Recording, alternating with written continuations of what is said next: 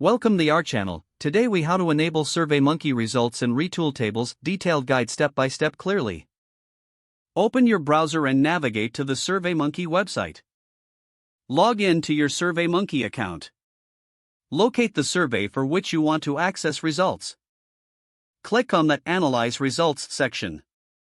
In the Results dashboard, look for the Export option. Select the format you prefer for exporting, such as CSV or Excel. Download the results file to your local device. Now, open your Retool app by navigating to the Retool website. Log in to your Retool account. Once in your Retool dashboard, create a new application or open an existing one. In the left sidebar, locate the Resource section. Click on New Resource to add a new data source for your project. Select the file upload resource type. Give your new resource a name that reflects its purpose. Use the file upload feature to import your previously downloaded SurveyMonkey results file. Once the file is uploaded, drag a table component onto your canvas.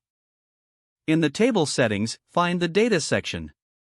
Set the table's data source to the resource you just created. Map the relevant columns from your survey results to the table's fields. You can customize the table's appearance and functionality as needed. Preview your application to ensure the data displays correctly. If adjustments are needed, go back to the settings and make the necessary changes. Once satisfied, save your application. Test the functionality of the table by interacting with it in preview mode. Your SurveyMonkey results should now be successfully enabled in Retool tables. If the page does not load, refresh the browser or try again in a private or incognito window.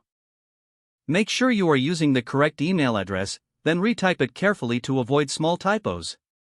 If your password is not accepted, use the reset option and create a new strong password you can remember. Don't forget to like this video and subscribe to our channel for more step-by-step tech guides.